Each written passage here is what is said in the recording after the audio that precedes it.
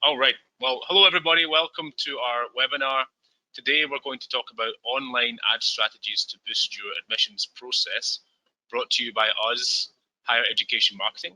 And if you're new to HEM, we're a full service digital marketing company focusing exclusively on serving educational institutions. So that's colleges, universities, private language schools, career colleges, you name it. We serve schools of all types around the world in multiple languages. I'm Archie Pollock, HEM's Regional Manager for the UK and Europe, and I'm presenting with my colleague Scott Cross, who's the Regional Manager for North America. Hello, Scott. Hello. And we're going to have your microphones on mute throughout the session. This is basically allows us to cover a lot of ground during the webinar, and around the kind of 25-30 minute mark, we'll have time for some questions. So if you like, you can send some questions through the GoToWebinar menu at the side of your screen. Just submit when you have the chance. It should be fairly straightforward. Let us know if there's any problems.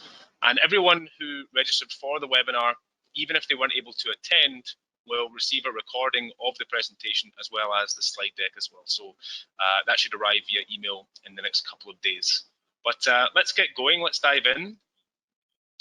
And I think if we take a step back and what's included in the presentation today, it's really important with any digital marketing strategy to plan effectively. And advertising is no different. In fact, really planning your advertising strategy is paramount to the process. It can mean the difference between success and failure with regard to return on investment. So with that in mind, we want to ensure that we've gone through the process logically and thoroughly. And we'll start then by setting our campaign objectives. So what we're really aiming to achieve here is with the campaign is what we're going to look at this part. We're looking at some of the options that are available to you. And once we know what we want to achieve, then we focus on how to achieve it and who would be the best person to target, the type of person that you're looking to reach in order to achieve that aim. In other words, we want to set out our target audience, our target persona. And after we've worked out who we want to target, we're best to figure out which platform they would most likely see our ad on, and also which platform we want to be seen on. So at this point, we'll look at the approach to building search engine ads, as well as social media ads as well, so ads on social media platforms. Lastly, we'll look at setting our budget. So what kind of costs can we expect to lay out, and how should we visualize our spending patterns in the coming months thereafter? So let's begin with, as Archie said, that first thing to do, setting your ad campaign objectives. It's important to understand that your ad campaigns, your social media digital ad campaigns, fall in line with your school's goals. So, from those quarterly or annual meetings where they kind of bring down, here's what we're trying to achieve this year. Sometimes it's increase student enrollment. Other times it's get the word out on this, that, or the other, storytelling or reputation management. Or it may simply to be deepen the applicant pool, to get more traffic within the school itself. And so you want your ad campaigns to reflect that, to drive those goals really and feed them. So for the case of increasing enrollment, you're going to want a lead generation campaign, a campaign that typically would go, to give you a sneak peek in terms of platform, typically going to be in search engine marketing, so that you can put your ad in front of an audience that's actively looking for a program like yours. You're going to want to send them to a platform that's going to capture their first name, last name, any kind of contact information, so that you have that lead. You're generating those leads. So that's how your ad objective is defined by your school's objective. You also, in terms of entering the marketplace for the first time in a while, or if you're in that position where you need to get word out about your school, reputation management, or really just trying to sculpt the story of who you are and what you have to offer. It's more of a visibility and awareness campaign, and you're more than likely going to turn towards social media for something like that. Not asking someone to fill out a form, but just telling them stories about what you have to offer. Same goes for deepening that applicant pool. You may be hosting or have a lot of events coming up this year, whether they're in person or virtual, info sessions, Q&A sessions, tours, open houses. Those are best also to be promoted through ads on social media, because those are really best suited to carry events and help those be shared as well. So that helps from setting your objectives for your ad campaign. And the next step is to think about how we want to define our ad campaigns. For example, can you or should you build ads per program? I've listed a few here in terms of language, business, or university. You're going to have a different audience for early English versus advanced English. You're going to have a different audience for part-time MBA versus executive MBA, and on and on. So if you have the ability, we have found at HEM in our experience that targeting per program, each ad to be specific to program, is going to be a more beneficial ad, because that's what people use as their search parameters. Once you've defined that, begin to think, okay, who's your decision maker here? Is it the prospective student? Is it a parent or guardian? Or is it a third party, a counselor, teacher, agent? So get in mind of who you want to attract to this ad. And then, you want to ask about specifically that person. How can I subcategorize them or understand more about targeting them, getting into age, background, demographics, location. This is going to begin to then inform those next steps strategically. Absolutely, Scott. And in our work, when we're creating ads to reach specific audiences for schools, we found that building personas for each audience can be very helpful. So personas are often used to plan for content creation, so blogs and social media messages, so that you know what topics will be relevant and useful for the audience. And the same goes for ads. I mean, personas are going to identify interests, demographics, and even keywords. And with ads, what we're aiming to do is encourage someone to take an action, essentially. And in order to get someone to take action, we have to know what motivates them and what makes them tick. So you'll want to showcase what you have that would appeal to this audience to highlight the main reason why they would choose you as a provider of education for them or for their child. So you want to consider which platforms these people will use and what do they use them for, and which platform will provide you with that visibility and access to the right audience.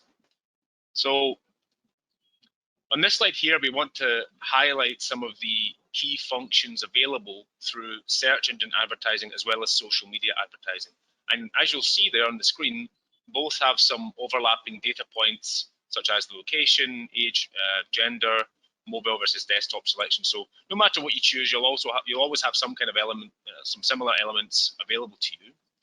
And as Scott will detail in a moment, search engine advertising is of course based on keyword matching. So that's the art of getting your ad in front of the right person who's looking at the right time. Social media advertising, it does provide a more nuanced approach to targeting. However, it offers variables such as interests, hobbies, passions, pastimes, demographics, whether the user is, for example, married or has children, or even sometimes their approximate income. And this is dependent on a few things, but largely it's on what information the user has given to Facebook historically, alongside other information which Facebook can kind of glean from the user's activity. So let's say pages that they visited, likes that they've given through the Facebook plugin, also tracking the activity on apps that you've logged into using Facebook. So there's a lot of information there that Facebook can get in order to build up that idea of an audience and what the user is all about. Yeah, exactly. And as you can see, we do a lot of asking of questions in the setup process of understanding how are we going to move ahead with our ads. We want to know if you do the same, rate how well you define your target audiences, for example. This is our first of many polls, well, 3 polls for today's webinar. We always like to ask you questions. So please, let us know. Click on which one of these ranks best with you. Are you really awesome at that or otherwise?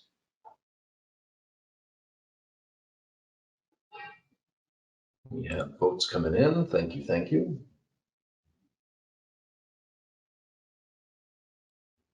And drum roll, please. Here come Ooh, the answers.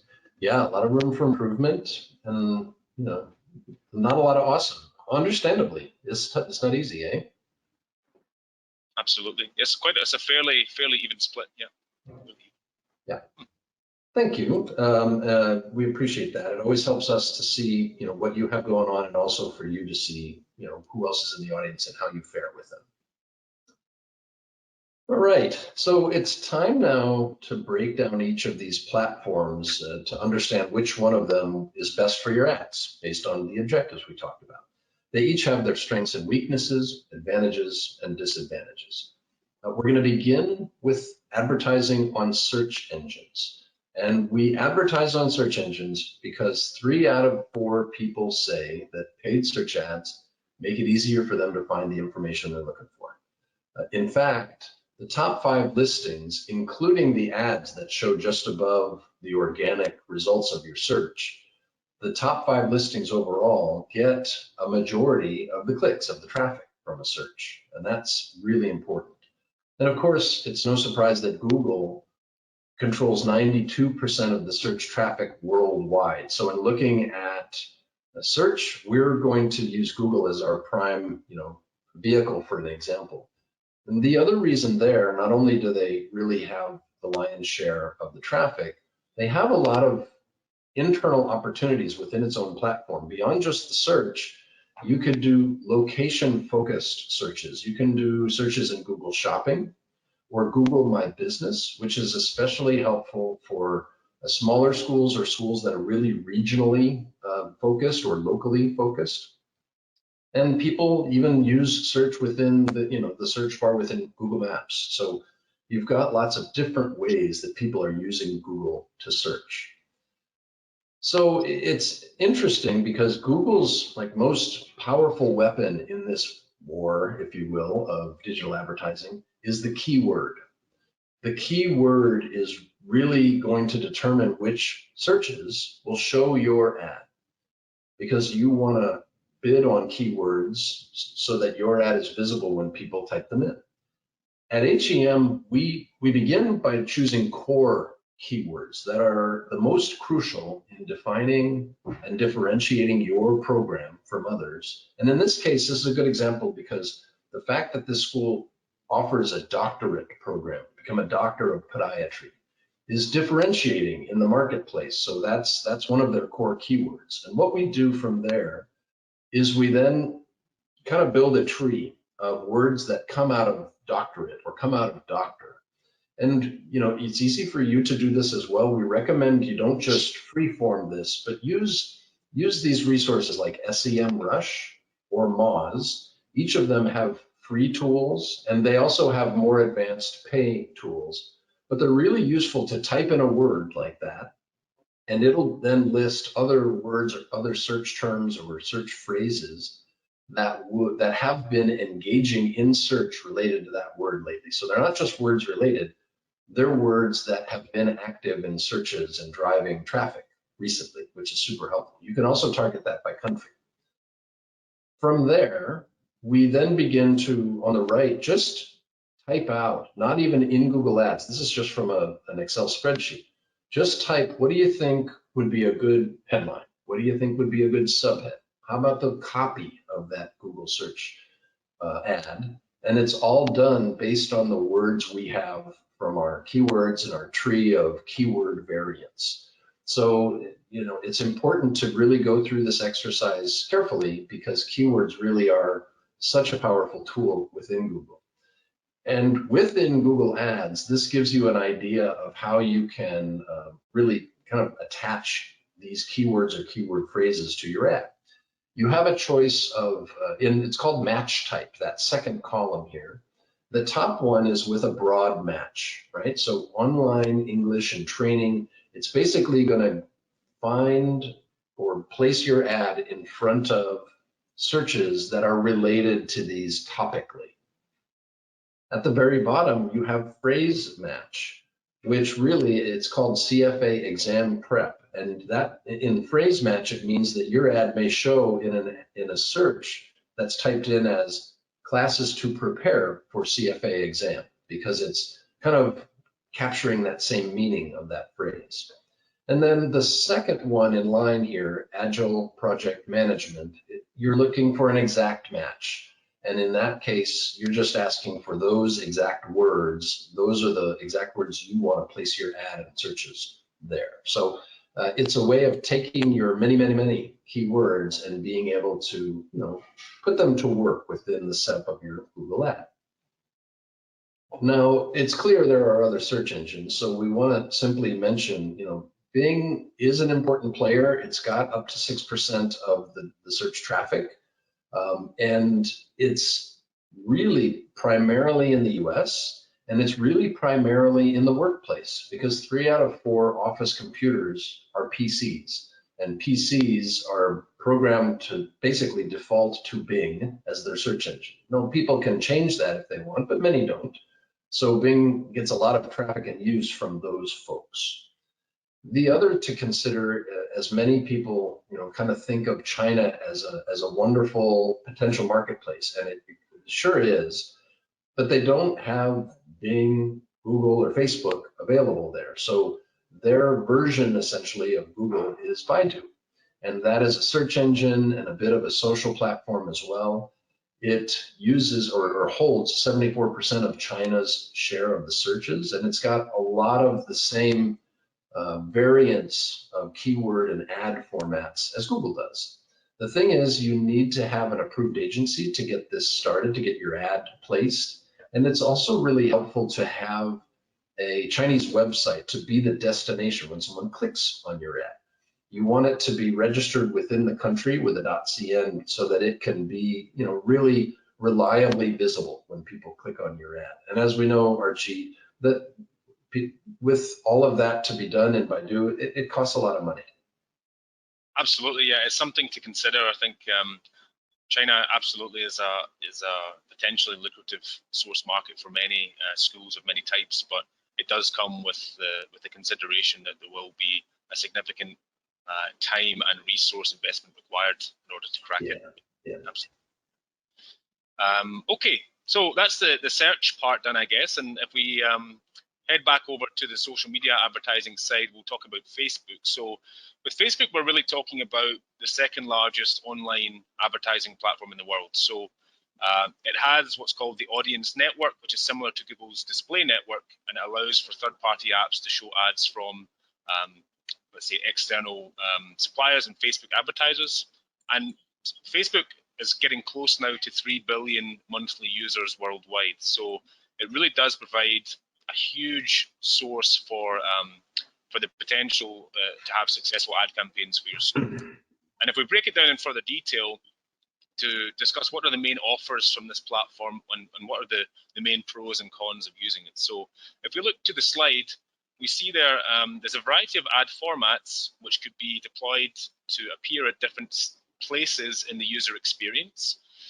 We'll talk about that in a bit more detail in a moment. And we touched on targeting earlier. So Facebook has some very keen targeting tools to allow you to whittle down to quite specific target groups. And whilst that whittling down might seem concerning, maybe you think we're going to go down, too shallow into the pool. Really, due to the sheer scale of users, that pool tends to be fairly large nonetheless, no matter how hard you whittle it down. The budgeting can also be fairly flexible. There's daily and lifetime budgets for campaigns available. Daily is kind of as it sounds. You have a set amount that you're willing to spend on a day, and that's a fairly good way of managing your campaign. But do be aware that Facebook will try to spend that budget. So if you have a budget of $10, $20, $30, no matter the campaign performance of that day, Facebook will tend to use up that budget that you've set aside. So be prepared for that. On the other hand, you have lifetime budget, which allows you to set a campaign start and end date and a budget for that campaign, for the duration of that campaign. And you kind of let Facebook do the rest. So that can be useful if you're a bit short of time. It will spend according to different fluctuations in success, more if there's a good day and less on a bad day. And that all sounds great. Really, the main drawback is that you let go of that ability to, I guess, micromanage the campaign a bit more and have a say in the daily goings on. So just keep that in mind when you're choosing which budgeting tool is right for you. As I said about targeting, there's various nuanced behaviors and interests that you can drill down to using Facebook. And do bear in mind that there's increasing competition in Facebook. It's become extremely popular with advertisers, I'm sure you can imagine, over the years.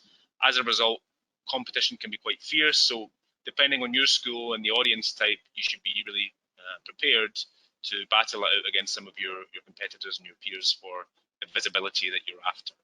So we'll talk about the formats of ads on Facebook. And there are quite a few of them, including ads around Facebook Marketplace and in-stream ads. But really, for the sake of this webinar, we wanted to focus on the type of ad formats that would be most likely to resonate with our target audience, aka you. So starting with the newsfeed, these appear obviously in the newsfeed when they access the Facebook website on their computers, or the ads will appear in the mobile newsfeed when people use the Facebook app on their mobile, or when they access the website through a mobile browser. Moving on to story ads, these appear in people's Facebook stories, which is located at the top of the user's newsfeed. And these can be quite immersive. They're full screen, they're visually impressive. However, you can't select story ads as a standalone placement when you're creating an ad campaign for Facebook or through Messenger, so just keep that in mind. Messenger ads are not to be confused with click-to-Messenger ads, which encourage people to click on an ad and navigate them to Messenger to begin a conversation. What we're looking at here is a sponsored Messenger ad. And that appears, as you can see, indicated by the little arrow in their Messenger inbox. And when they click on that ad, it will then give a more detailed view. As you can see, it kind of folds out there into a more detailed view and gives them a bit more information. So last but not least, we've got the events ads, and these can be used naturally to promote an event that you have in order to improve awareness or attendance. So if you've got an open day or a virtual tour coming up, the event ad will be something you might want to consider for that. And moving from Facebook through to Instagram, as I'm sure you're probably aware, Instagram's a more visually focused form of social media. And it has a younger user demographic, which is particularly exciting if you're looking to target, let's say, the under 25 age demographic. So this kind of visually appealing style of advertising offers high engagement numbers. It can be a source of high quality leads for the type of schools that are fishing for quality rather than quantity. So if you've got the infrastructure, if you don't have the infrastructure to deal with large numbers of leads, you might want to consider, Instagram in that way. And looking through the slide, again, the formats vary, and I'll touch on that again in the next slide. But just because it's a visually heavy style of advertising or visually heavy platform, there are still different objectives that you can use, from lead generation, brand awareness, even through to app installation. So there are many options that you can use through Instagram, despite it being a bit more narrower in its general focus. The targeting is very similar to Facebook, but really the downsides are that there's a bit of a restriction on how much text you can use and how much explanation can be through text, which for some might feel a bit limiting for the schools that want to kind of shout out about the details. And also, I mentioned that the lead quality tends to be quite high, and with that generally comes a fairly high cost per lead as well. So if you're running a multi-channel advertising campaign in Facebook and Instagram and some search campaigns as well, you'll find probably that Instagram can be one of the more expensive, particularly with the fact that it's a social platform. So if we're looking at Instagram ad formats, again, there's various types and variations. And in this webinar, we're going to focus on the three on the screen here. So starting with the image or video post, these are singular visuals used to showcase the brand or specific programs or courses that you offer. And the call to action can vary depending on the preferred next step the user should take.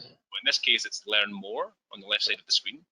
It could be contact us, it could be sign up for an event, it could be more or less whatever you want, depending on the next step that you're looking for them to take.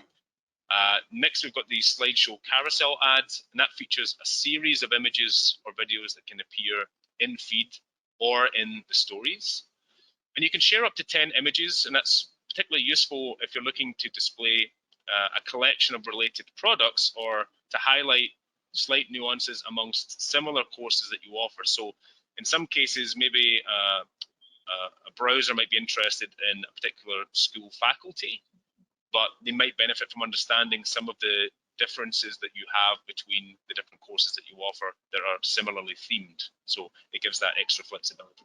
And lastly, we've got stories ads, and similar to the Facebook ad that we mentioned, these are full screen images or video ads that appear between user stories. So they are visually impressive, they take up the whole screen, they look great, they get good engagement, and they perform best when there's a level of authenticity there as well. So when it's not clearly an ad, when it seems authentic and it seems to be more user made, that's when they tend to perform best. And these can be particularly useful if you have a flagship course or one of your big ticket items that you want to promote. These look quite impressive.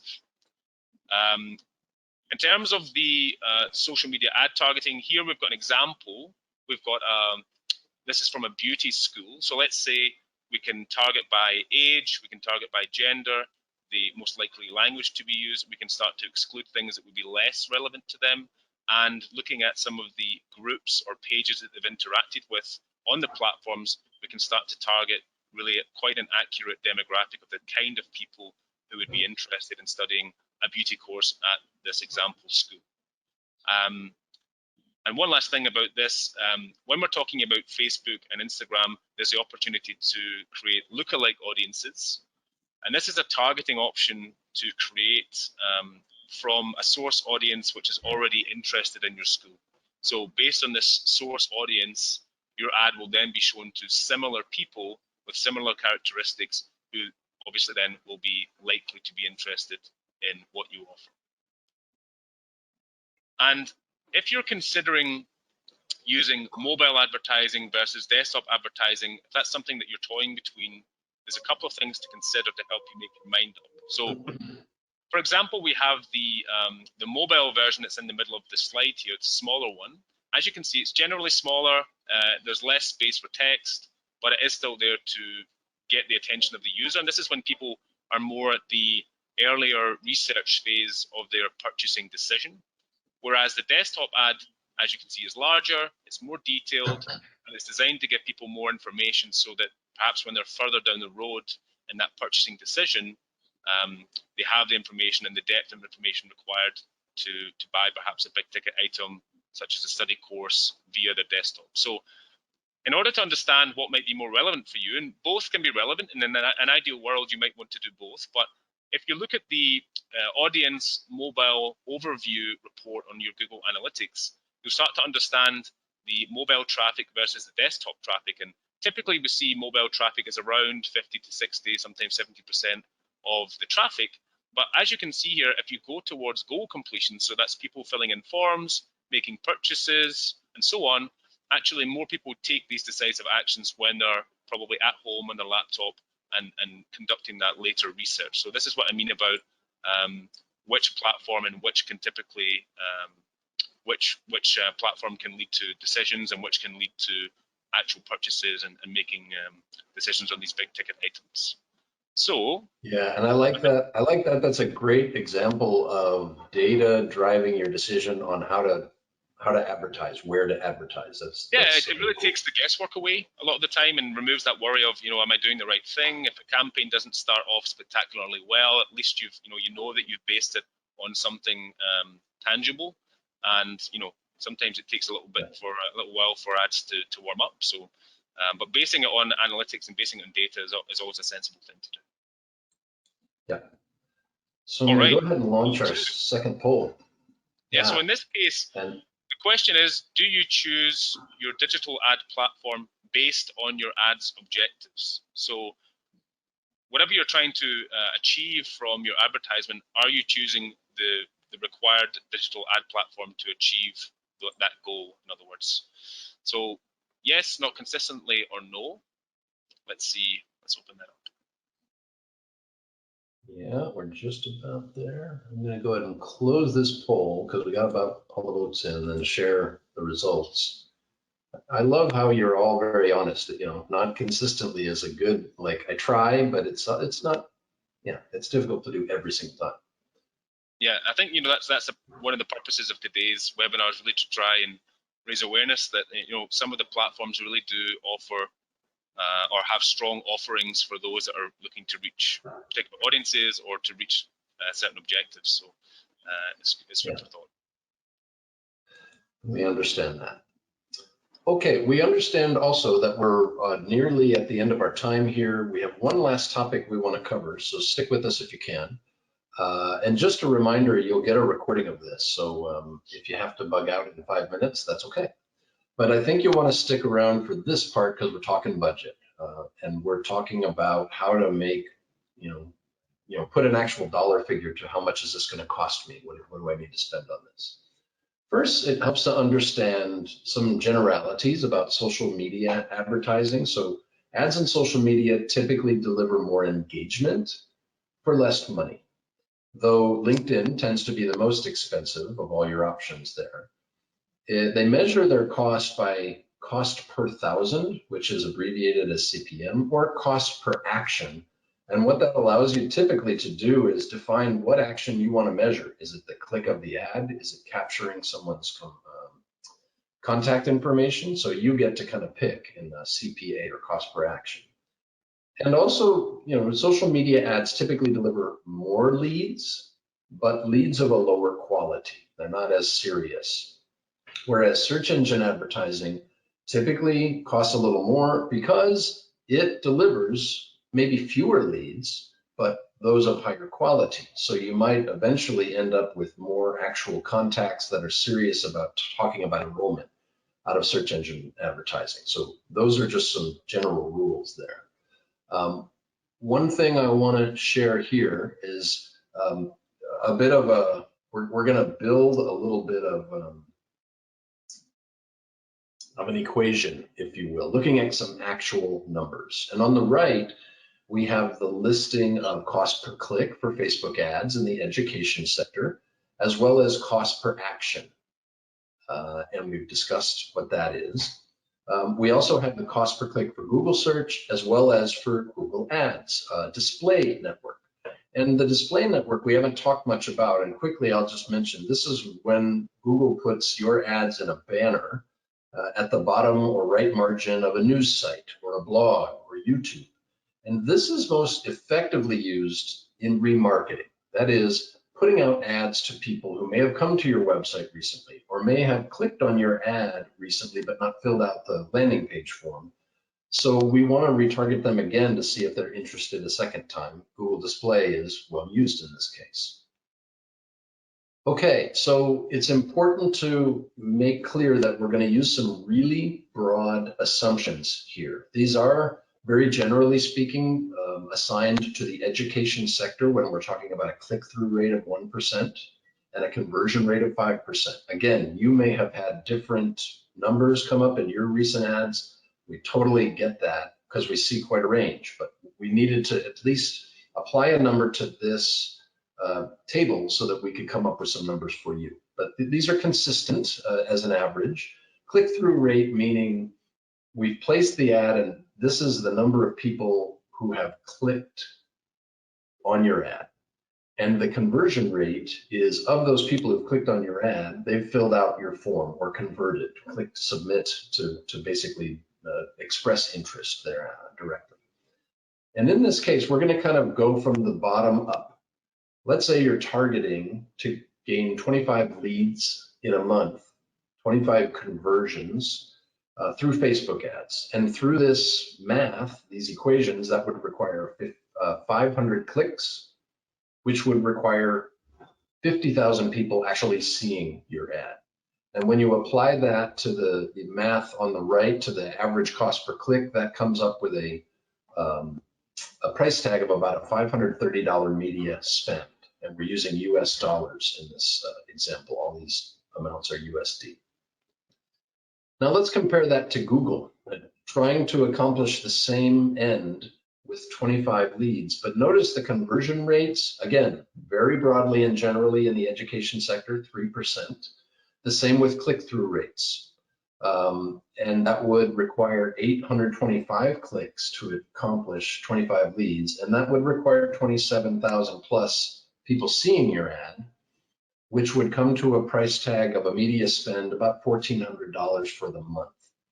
So, this is interesting because we're often asked at HEM, how much do you recommend I spend in Facebook and Google?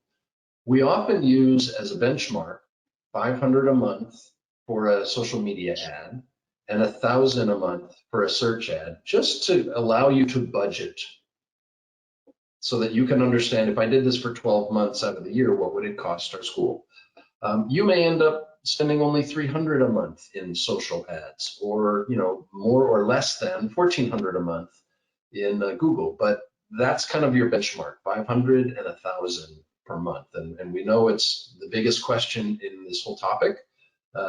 And this, at least we wanted to give you some ideas of what you can expect. We also wanted to share with you a resource that we found along the way in researching all this. HubSpot, well, when you receive this deck in your email in a couple of days, click on the link at the bottom here where it says Source HubSpot, and it'll take you to their ROI calculator. And it's a live calculator where you can fill in a monthly projected budget, expected cost per click, target conversion rate, and it'll do the math with you and for you, and you can go through a few scenarios. We found this really helpful, a good resource to think through. And one last thought on cost when it comes to advertising, specifically with Google Ads. Your ad rank and where your ad is visible is not solely and completely driven by the amount of money you put behind it. That would be your CPC bid, your bid on these keywords, these top keywords, so that your ad is visible during those key searches. That is definitely a factor. But Google also includes a factor that they call a quality score.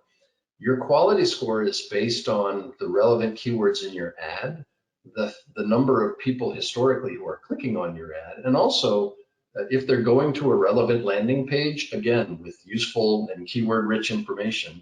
Google also measures if they fill out the form on your landing page and convert. This tells Google that, wow, this ad drove people to relevant content and it got them to act. So that leads us to think that's a quality ad. And over time, your quality score will continue to rise as you're visible in more searches, get more action like that. So that is, when you multiply your quality score by your bid, that is really kind of determining your ad rank. It's a moving target, but your quality score will grow over time, and it's important to know that it's not just entirely based on the money. I think, Scott, it's probably worth mentioning that's why we would always suggest using dedicated landing pages for ads, because those pages tend to get a greater traction, they tend to get greater interaction, engagement, and as a result, it drives the quality score up, which multiplies your bid and really gives you an edge over ads that are not using landing pages, or dedicated landing pages, should I say. So it's really worth taking that into account. Sure thing. Time for our last question, and it's kind of it's a tough one, right? How do you feel about your handle on calculating and measuring a proper ad spend? Hopefully we're able to give you a little more information and trying to shed some light, although, the more you talk about it, the more sticky it gets, right? Yeah, it's not an easy question to answer. I'm curious to see what the responses are. Oh, you're gonna love this. Well, and I don't mean to say this, but it's really telling that none of you has said yes. And we get it. It's not easy. And the more you talk about it, the more you dig deep, it gets more intricate. Well, I'm glad we've at least shone some light on that anyway. That's interesting. Yeah, exactly. Okay. So, yeah, real quickly, we just want to provide this conclusion slide. You can read through it. It touches on everything, the main points that we made. And note the last one, which is our little tip to you. If you're really rather new to advertising, start small, either with one campaign or a small market spend or media spend, and then grow as your comfort level grows. And just as a heads up, for the next webinar, we will be kind of having a continuation on this theme looking at the next step and how to manage and optimize your campaigns once you've got them up and running. So it's on Thursday, October the 28th, which is my birthday. I will be accepting gifts, so you know. Looking forward to seeing you all there. Speaking of gifts. Yeah, well, one of you, one lucky attendee will do a drawing later today to give out this inbound marketing book, which we have found super useful and helpful from the co-founders of HubSpot. So we look forward to providing you that. And we also want to offer you a free assessment of your school's online ads. And we have an opportunity here. I'm just going to kind of launch another poll that allows you to click if you want us to contact you free of charge, and there's no obligation. We'll look at your ads, your ad accounts, the structures, the objectives, the way you set it up, and we'll be happy to give you our insights and let you know what we think, and provide you a little bit of guidance there. And that would be either me or Laura, who's in the West. I'm kind of in the East, she's in the West. We meet in the Midwest, and we're happy to serve North America together. So it is time with just we're a little over time here, and we want to go see if we have any questions. The one question we have seen, and we see again, is if I have a really limited budget, if I only have 200 or 300 a month, is it worth advertising? Our answer would initially be yes. It's important to kind of step in and be visible and try to make the most of your smaller spend, and that would be in social media. As we said, your money goes a little further there, especially Facebook. And just again, it allows you to get in the game in terms of experience managing your campaigns, and maybe over time, as you collect some leads and maybe even an enrollment or two through that, you can then use that as reasons to go back and ask for more budget next year in that regard. Yeah, absolutely. I think that the social media platforms do offer an opportunity to have for those with a smaller budget to try and, whether it's just more of a brand awareness exercise, get the name out there, get a positive brand image promoted to the right people, and see what sticks. Yeah. Yeah, either way, you're going to get more eyes on your brand, which is really at the core, probably one of your main objectives, and that's the key. You're going to be able to accomplish that. See, there's an interesting question here, Scott. What would be the best strategy to rank on Google? Focus on SEO or Google Ads? That's a very good question. So I think Scott mentioned in one of the slides that most of the top results when people are searching on Google will be ads. And then there come the organic results. And organic results are typically very strong. Traffic that comes from organic results, usually very high in converting. So it's the kind of traffic that you want to get long term, but the focus really is on long term. It takes time to build up that visibility, that SEO visibility, to appear higher in organic search results. So if you have the patience and the resources to put into your SEO strategy to appear higher in organic search results, absolutely would suggest you do that. But sometimes you want to promote a specific course to specific people at a specific time, or you want to appear visible to certain people at certain times, and for that reason you can supplement that visibility using Google Ads. So in an ideal world, we'll be doing all of these things, but of course budgets and time and resources can be restrictive in that way. So it's a really interesting question. Yeah, and it goes back to some of those first slides we saw, where if your objective, in this case, if it's SEO, it's just getting more eyes on your school, more traffic to your website. That would be a social media ad campaign that would not necessarily drive people to a landing page, but drive them to a program page on your website that talks about the specific thing you are offering or advertising about. The thing about Google search ads that are typically for lead generation, SEO is really a secondary benefit from them. Your first goal and benefit is lead generation, right? But after they fill out the form, they typically get on the landing page, they'll get a thank you page that says, thank you for filling out the form. A member of our team will be with you shortly. Click here to go to that program page to learn more about our engineering or program in medicine. That's going to drive traffic to the website. So yes, Google Ads will drive kind of secondary SEO traffic, but it's not a primary benefit from that tactic. Okay, so we're way over time, and we appreciate you hanging with us. Hope you found it useful, and we just want to thank you for being here. Yeah, I think if there's any other questions that have come in, we'll do our best to reach out and answer them in person over the next coming days. So we won't leave you hanging. Don't worry. We'll get back in touch with you with answers to your questions. Sure thing. Thanks everyone for your time. Thank you so much, for taking the time. It's getting dark here in this side of the Atlantic, so I'm going to head off into the dark night. Thanks all for being here. It's been great. Thank you. Have a great evening, Archie. Thank you. Take care. Thank you. Thank you, Scott. Bye now.